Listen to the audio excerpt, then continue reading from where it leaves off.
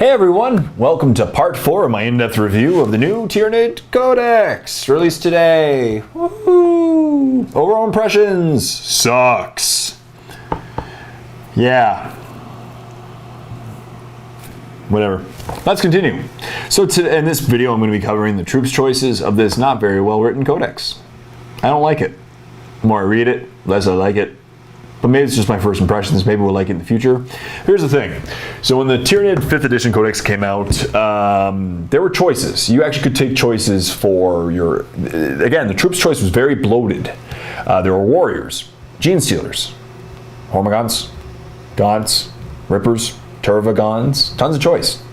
I wouldn't take a warrior because they died. Who cares if they have 3 wounds if they're only toughness 4 and a 4+ armor save, because then they just die. Right? 1 rocket, 1 vindicator, whole squad gone. But then when 6th edition came out, close combat was nerfed into the ground. And with Overwatch plus close combat being nerfed, gene stealers gone. Right? Gene stealers are no longer in competitive lists. They're not very competitive at all. So warriors weren't competitive. Gene stealers weren't competitive. Hormagons were only competitive in large groups. Gaunts, filler. Turvagons were by far the best troops choice because a monster creature that can score objectives is pretty awesome. And then rippers, big whoop. Rippers, you know, they can't score, they die easily. Yay. So I was curious to see how Games Workshop was going to fix the troops choices or make it more interesting, make it better. Of course, when the new models came out, they rekitted the Tyranid warriors, they rekitted the gaunts, they rekitted the hormagons, but there weren't any new models. Weren't any, none at all. And so I read through the Tyranid troops choices, and guess what? I was not impressed at all. Not at all. Whatsoever. So let's go over it though. So Tyranid warriors, here we go. Nothing changed. Same stat line, same 4-up save, same toughness 4, same synapse not giving eternal warrior, same points, 30 points each. So guess what? Same result. Tyranid warriors not worth bringing in my opinion at all. Sucks. Next, Gene Stealer Brood. As before, same stat line, same terrible armor save. This time you can give them the Ingaro power to change toughness, strength, or number of attacks for 1 squad. But same result. Useless. Same points costs. Same recommendation. Pointless. Useless, don't take them. Not competitive, not fun. They can't assault the turn they come in. They can't do anything. So basically they can run up the field and die. With their 5+ saves.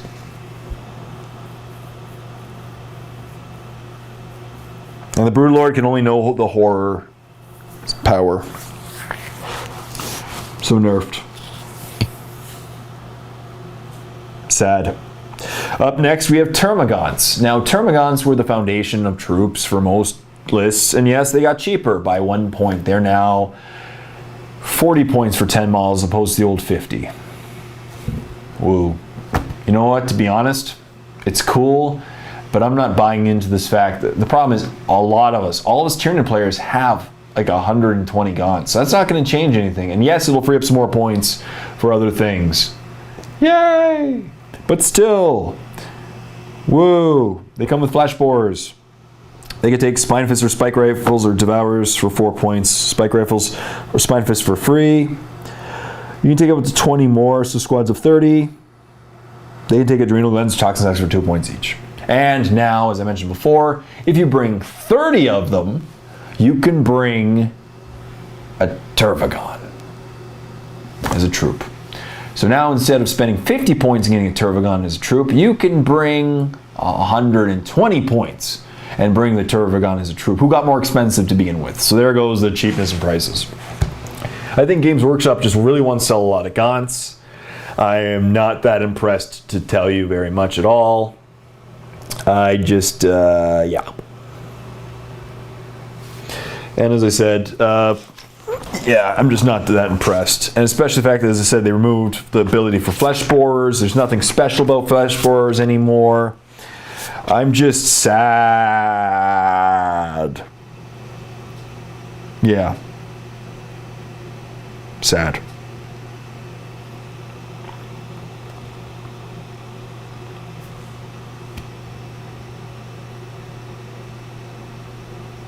Yeah.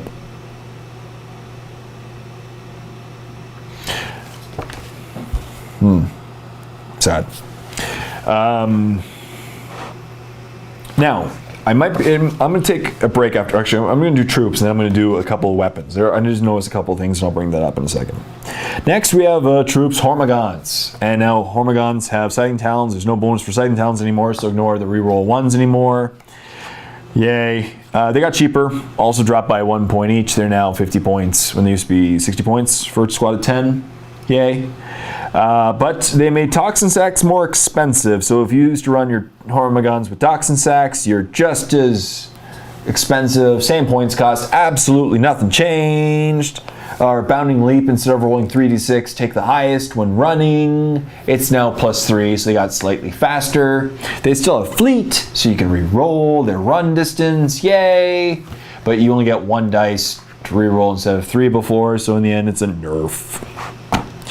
Ripper Swarms still suck. They got actually more expensive. They're now, well, no, sorry, they're 13 points, and they used to be 10, so yeah, more expensive. Bunch of Ripper Swarms. They can take Spine Fists or Toxin Sacks or Adrenal Glands, and they can purchase the Deep Strike special rule for 2 points a base. So they can Deep Strike in. Yay. They can't score because they're swarms. So beforehand, the old edition, you had access to the troops. You basically debated between Hormagaunts, Gaunts, and Turvagons, or some combination of them. And now in 6th edition, you can debate between slightly maybe cheaper Hormagaunts, slightly cheaper Gaunts, or way more expensive Turvagons. Yay.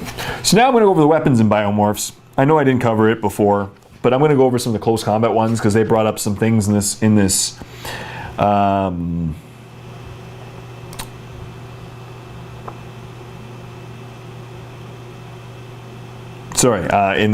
just realized some melee. I'm going to go over the melee weapons. So bone swords have melee and life drain, and now bone swords, any to wound rolls of 6 are instant death. That's cool. So that might do some serious damage to you multi-wound, non-Eternal Warrior things. So Tyranids versus Tyranids, awesome. Crushing Claws. Have Armor Bane and Unwieldy. That's cool. Crushing Claws, but it's no more extra attacks, unfortunately, for Crushing Claws. So that's a huge difference too. So rather than getting the D3 extra attacks, just Armor Bane and Unwieldy. And they're AP2. Next, there's Lash Whips, which instead of dropping your opponent's initiative to 1, it now gives you +3. So, all right. Lash Whip and Bone Sword have both rules, Swift Strike and Life Drain. And Rending Claws have Rending, Sighting Talons. Suck. All right, and that's it. That's my review of the troops choices for the new Tyranid Codex. Once again, not impressed. Nothing changed for the Warriors. Nothing changed for the Gene Stealers. Termagants slightly cheaper. Hormagaunts maybe slightly cheaper. Ripper Swarms more expensive. That's it. So I really hope you enjoyed this report. I'm trying not to give a sour taste, but man, this codex is leaving one in my mouth right now. So please leave comments in the comment section down below if you see anything that I missed. Maybe there's something that I'm missing, and maybe you guys can change my opinion of this new codex. Maybe it sucks. We'll see. So please like the video, comment in the comment section down below, subscribe to my channel if you haven't done so. It really does help a lot. Stay tuned for the next part where I'm going over the fast attack choices. Now the fast attack choices, there's actually a lot of choices now. So I'll be going over them with some more detail. So stay tuned for the next part. Till the next time, this is Jay saying, happy painting, everyone.